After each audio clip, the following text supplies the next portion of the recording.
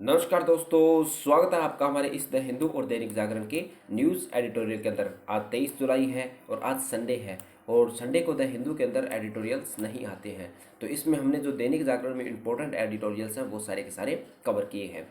तो पहला जो एडिटोरियल है वो कहता है भी ओटीटी पर जो संतुलित नियंत्रण की आवश्यकता। ओटीटी यानी जो ऐसे प्लेटफॉर्म होते हैं जिसमें हम देखते हैं भी नेटफ्लिक्स है हमारे, तो इस प्रकार के जो प्लेटफॉर्म है उन पर हमें संतुलित नियंत्रण की आवश्यकता है। दूसरा कहता है भी एक आवश्यक चर्चा से वंचित है हमारी संसद। ठीक। अगला कहता है भी चिल्ली के पठार में शुक्र जैसी धूप। ठीक है, तो चलिए शुरू करते हैं आज का हमारा ये वीडियो। और अगर आपके लिए वीडियो हेल्पफुल होती है तो आप चैनल को सब्सक्राइब कर सकते हैं, साथ ही साथ आप वीडियो को लाइक भी कर सकते हैं। आर्टिकल कहता है भी जो ओटीटी प्लेटफॉर्म है वो रचनात्मक और स्वतंत्रता यथार्थ कहीं न कहीं जो ओटीटी प्लेटफॉर्म है उसकी आड़ के अंदर कहीं न कहीं क्या कर रहे हैं भी हमारा जो समाज है उसके अंदर हम कैसे भी जो नगण्यता है गालियां दिखाने जैसे कार्य कर रहे हैं। और इन पर इस जैसे भारतीय संस्कृति को देखते हुए और भारत की विविधता को देखते हुए इन पर हमें क्या लगाने की, रोक लगाने की या उसको संतुलित करने की या उनको नियंत्रित करने की हमें क्या है, आवश्यकता है। साथ ही साथ इसमें जो हमने जो त्रिस्तरीय व्यवस्था का जो निर्माण किया था वो भी इसमें प्रभावी नहीं हुई है, तो उस पर भी हमें शुरू से विचार करने की आवश्यकता है। तो आर्टिकल में पहले कहा जाता है भी सरकार क्या कर रही है, जो इस प्रकार के जो ओटीटी प्लेटफॉर्म है उनको प्रोत्साहन दे रही है। किस प्रकार से, जैसे अभी हाल ही के अंदर जो स्वाधीनता का जो अमृत महोत्सव था उसके अंदर भी कहीं कहीं ये ओटीटी प्लेटफॉर्म था उनकी अहम भूमिका थी। साथ ही साथ इन जो ओटीटी प्लेटफॉर्म को जैसे अवार्ड जैसे सामग्रियाँ हैं उनको भी हम कह सकते हैं भी उपलब्ध करवाने से संबंधित सरकार विचार कर रही है। तो कहीं न कहीं इन जैसों से हम देखते हैं भी जो ओटीटी प्लेटफॉर्म है सरकार उनको क्या करवा रही है, एक प्रकार से प्रोत्साहन दे रही है। साथ ही साथ क्योंकि ओटीटी प्लेटफॉर्म है इस पर किसी प्रकार का नियंत्रण नहीं है, तो ये कुछ इस प्रकार की सामग्री की दरखास्ती है जिसकी वजह से हमारे जो देश की सांस्कृतिक विविधता है वो इससे प्रभावित हो रही है। साथ ही साथ हमारे जो पारंपरिक जो मूल्य हैं उनसे कहीं न कहीं विफल होते जा रहे हैं। तो इसलिए हमें इस पर नियंत्रण करने की क्या है, आवश्यकता है। ठीक है, तो जिसने प्रकार से हमने जो ओटीटी प्लेटफॉर्म के लिए जो त्रिस्तरीय व्यवस्था बनाई थी जिसमें रेगुलेटर करने से पहले कहीं न कहीं हम उनको एक प्रकार से एक समिति के तौर पर उनका जो कहीं कहीं संज्ञान लिया जाता था, तो वो भी क्या हो जाता है, फेल होता जा रहा है। इसी परिप्रेक्ष्य में अभी हमारे जो मंत्री जी हैं उन्होंने भी क्या किया था, अनुराग ठाकुर जी, तो इन्होंने जो हमारे जो ओटीटी प्लेटफॉर्म्स हैं उनके जो हम कह सकते हैं सीईओ थे या उनके जो मुख्य थे उनसे वार्तालाप करके या उनके उनके साथ किसी प्रकार का हम कह सकते हैं भी सम्मेलन कर करके भी इस प्रकार की जो आगे की जो रणनीति थी उस पर विचार करने के लिए एक प्रकार से हम उन्होंने एक मीटिंग बुलाई थी जिसमें कुछ उन्होंने उचित प्रकार के जो निर्णय है उनको लेने के लिए उन्हें कहा गया था। साथ ही साथ कह रहा है भी जो ये हमारे ओटीटी प्लेटफॉर्म है ये दिनों दिन बड़े होते जा रहे हैं। ऐसे के अंदर हमें इन पर व्यवस्था और उन पर को नियंत्रित करने के लिए हमारा क्या यानी हमारे लिए आवश्यक है, क्योंकि इस प्रकार का अगर अनियंत्रित होता है तो ये देश के अंदर अराजकता फैला सकते हैं। साथ ही साथ जो युवा पीढ़ी है उसको भी भ्रमित कर सकते हैं। और इस प्रकार की अनियंत्रित कोई भी वस्तु कहीं न कहीं हमारे जो लोकतंत्र है उसको भी ये कमज़ोर कर सकती है और कहीं न कहीं समाज को एक हम कह सकते हैं भी एक गलत नज़रिए की ओर देखने का प्रयास कर सकती है। ठीक, तो यही एक आर्टिकल के अंदर कहा गया भी, ज़्यादा इसके अंदर कोई सोल्यूशन नहीं दर्शाया गया। इसको सिर्फ इतना बताया गया भी जो लोकतंत्र को मजबूत करने के लिए इस प्रकार के जो प्लेटफॉर्म हैं उन पर नियंत्रित करने की आवश्यकता है और हमें एक अच्छे प्रकार के बिल और एक अच्छे प्रकार की निगरानी व्यवस्था भी हमें बनाने की आवश्यकता है। चाहे उसके लिए हमें समिति का गठन करना पड़े जो कि इस प्रकार के जो प्लेटफॉर्म है उनकी क्या करें, निगरानी करे, उनका कंटेंट देखे, उनके स्क्रिप्ट्स वगैरह हैं उनको पढ़े। ठीक है, तो ये सारी की सारी चीज़ें बनाकर हम इनको कहीं कहीं नियंत्रित कर सकते हैं। ठीक, चलिए नेक्स्ट आर्टिकल पे। अगला आर्टिकल तो कहता है जो चिली के पठार में शुक्र जैसी धूप। तो पृथ्वी में हम देखा भी जो चिली का जो पठार है जिसको बोलते हैं जो अमर कामा का जो रेगिस्तान है वहाँ पर एक पहाड़ है जिसका नाम है एल्टी जो एल्टी प्लानी एल्टी प्लानो है, जो हम देखते हैं कहाँ पे, ये जो एल्टी प्लानो है ये यहाँ पर है। ठीक है, तो ये वाला जो एरिया है लगभग जो चिली के आसपास का ये वाला एरिया है ये लगभग एल्टी प्लानो का हिस्सा है। तो यहाँ पर क्या रहता है भी, जो हम देखते हैं भी ये क्योंकि हमारा जो दक्षिण गोलार्ध के अंदर है, जैसे ये हमारी जो भूमध्य रेखा बीच से जाती है, तो ये हमारा कहाँ में दक्षिण गोलार्ध के अंदर है। और यहाँ पर क्या होता है, इसकी ऊंचाई अधिक होने, यानी लगभग इसकी ऊंचाई है वो लगभग 4000 मीटर के आसपास है। तो यहाँ पर जो धूप है वो अन्य की तुलना में सबसे ज़्यादा धूप आती है, जिसकी वजह से यहाँ की जो भूमि है वो वाष्पित होती जाती है। ठीक है। और इसकी जो धूप थी, अभी आकलन किया गया, जितनी धूप शुक्र ग्रह पे हमारे सूर्य से मिलती है, उतनी ही धूप लगभग इस क्षेत्र के अंदर मिली है। क्योंकि जो शुक्र ग्रह है वो यानी जो सूर्य के सबसे नज़दीक ग्रह है, इसलिए वहाँ पर जो धूप की मात्रा है वो सबसे ज़्यादा मिलती है।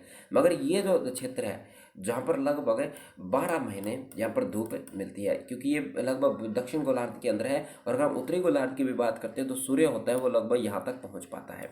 ठीक है। यहाँ पर पहुँचने के कारण यहाँ पर जो तिरछी हवाएं पड़ती है, फिर वापस यहाँ से सूर्य जो मकर रेखा की ओर आता है, ठीक है, जो कि लगभग यहाँ है, तो यहाँ पर आता है। तो लगभग ऐसे परिस्थिति में इसके ऊपर यानी 12 मासी यहाँ पर क्या पड़ते हैं, धूप पड़ती है, जिसकी वजह से क्या होता है, भी इसका जो वाष्प है, इसका जो तापमान है वो शुक्र ग्रह के समान हो गया है।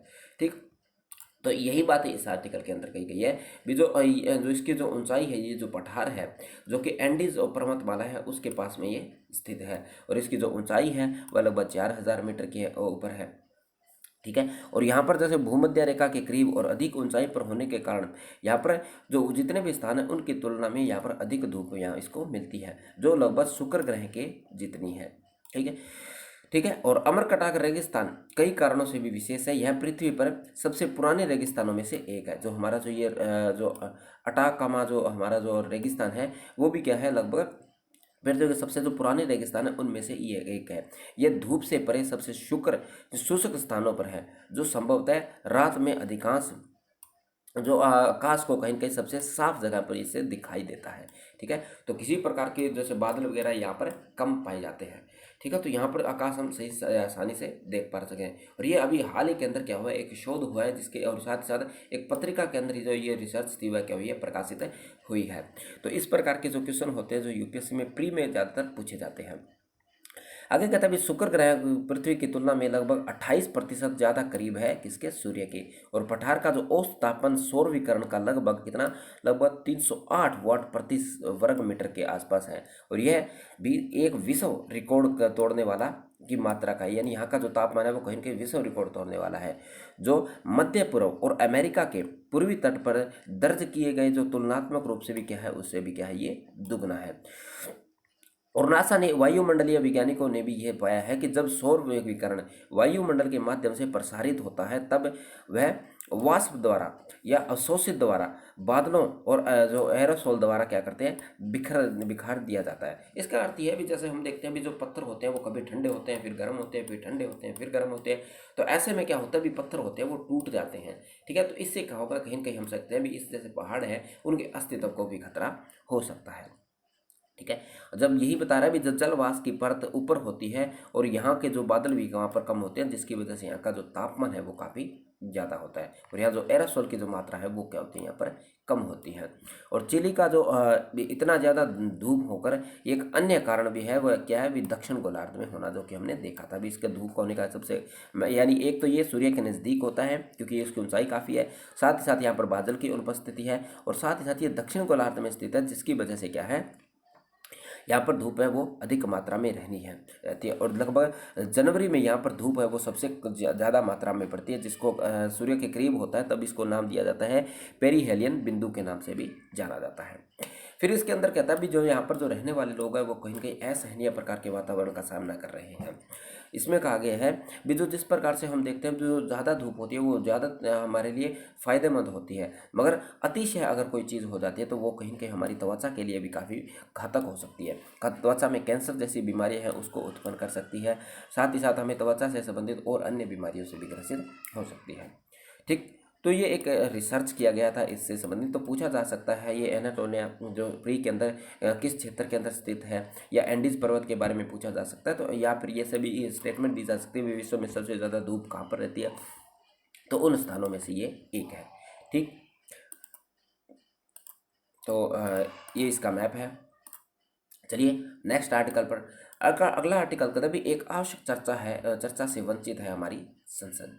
तो किस प्रकार के जिस प्रकार से हमने देखा था भी अभी हाल ही के अंदर जो मणिपुर की जो घटना हमारे सामने आई थी, ठीक है। तो उस घटना में कहीं न कहीं जो विपक्ष था वह कहीं न कहीं सरकार को घेरने की बात कर रहा था, यानी सरकार पर यानी हम कह सकते हैं भी सरकार को इसको कटघरे में खड़ेने की बात कर रहा था। और ये विपक्ष का एक अधिकार भी है और ये सही बात भी है। विपक्ष क्या करे, सरकार के इस प्रकार के जो कारण होते हैं यानी जो कार्य होते हैं जिसमें सरकार असफल रहती है, उसको क्या करे, नियंत्रित करे या उस पर एक प्रेशर रूप में कार्य करे।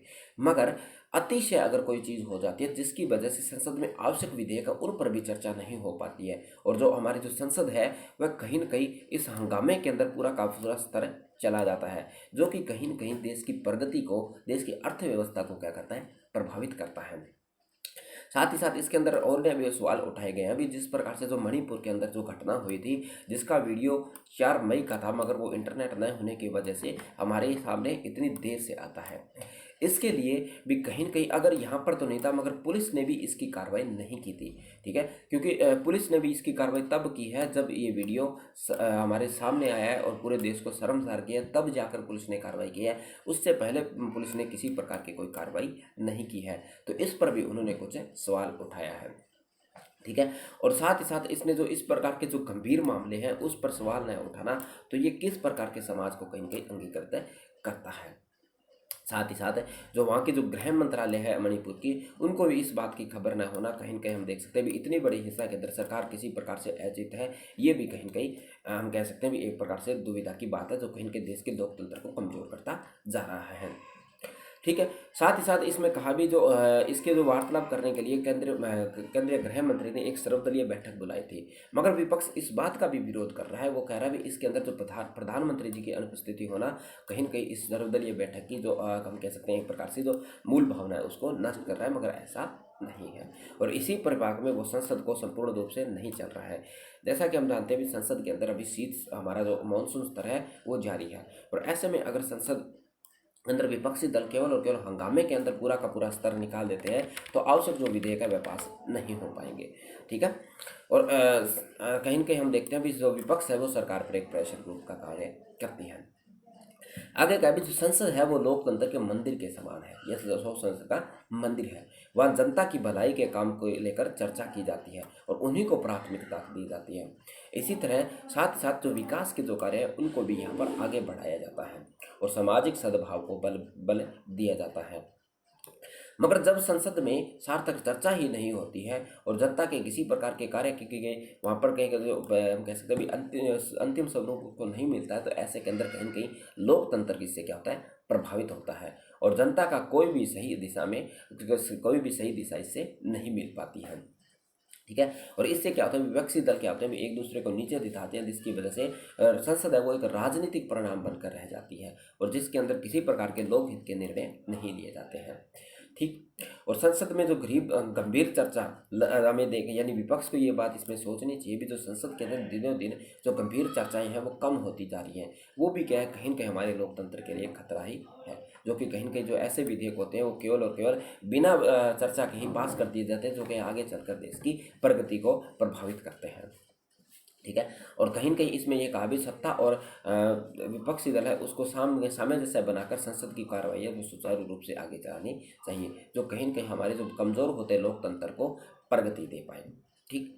तो ये एक इस आर्टिकल के अंदर कही गई है। तो अगर हम संसद के स्तर की बात करते हैं तो संसद का स्तर जब आहूत किया जाता है वो राष्ट्रपति के द्वारा ये आहूत किया जाता है, ठीक है। और ये समय पर जारी किया जाता है और हमारे संविधान के अंदर रखा गया है भी एक मीटिंग लेकर दूसरी मीटिंग के बीच में 6 माह का अंतराल नहीं होना चाहिए। तो यानी वर्ष के अंदर 2 मीटिंग बुलाना जरूरी है, मगर हमारे यहाँ पर 3 स्तर बुलाए जाते हैं, बजट स्तर, मानसून स्तर और शीतकालीन स्तर। जो बजट स्तर होता है वो फरवरी से मई के माह में निकाला जाता है, मानसून स्तर जुलाई से सितंबर के माह में, और जो शीत स्तर होता है वो नवंबर और सितंबर के अंदर मनाया जाता है, ठीक है। ये बस यही चीज़ है। अगर स्थगन की बात करें तो एक होता है स्थगन और एक स्तरावसान, ठीक है। तो स्थगन की बात करते हैं तो क्या करते हैं, इसमें हमारे जो लोकसभा के जो अध्यक्ष होते हैं वो क्या करते हैं, बैठक को स्थगन करते हैं। और अगर हम इसकी बैठकों की बात करते हैं तो सुबह 11 बजे इसकी बैठक शुरू होती है, 11 बजे से 1 बजे के बीच में, 1 से 2 बजे के बीच में दोपहर यानी भोजन का समय होता है, और 2 बजे से लेकर 6 बजे तक इसकी फिर सुचारू कार्रवाई चलती है। और 11 से 1 बजे के बीच में जो प्रश्न काल है, जैसे पूरक प्रश्न है, इस प्रकार के प्रश्न पूछे जाते हैं, ठीक है। और फिर इसका कार्य पूरा होने के कारण जो अध्यक्ष है वो इसको क्या करते हैं, अनिश्चितकाल के लिए स्थगन कर देते हैं, या फिर सदन की कार्रवाई पूरी होने पर इसको स्थरावसान कर देते हैं, उसको विघटित कर देते हैं। ठीक है। और ये अनिश्चितकाल का मतलब ये होता है, अनिश्चितकाल के अंदर ये कुछ महीनों की हो सकती है, कुछ दिनों की हो सकती है, कुछ सप्ताहों की हो सकती है, कुछ घंटों की हो सकती है, या फिर हम कह सकते हैं कुछ मिनटों की भी हो सकती है। ठीक है। तो आज की वीडियो में इतना ही। अगर आपके लिए वीडियो हेल्पफुल होता है तो आप चैनल को सब्सक्राइब कर सकते हैं, साथ ही साथ वीडियो को लाइक भी कर सकते हैं। चलिए मिलते हैं फिर नेक्स्ट वीडियो में।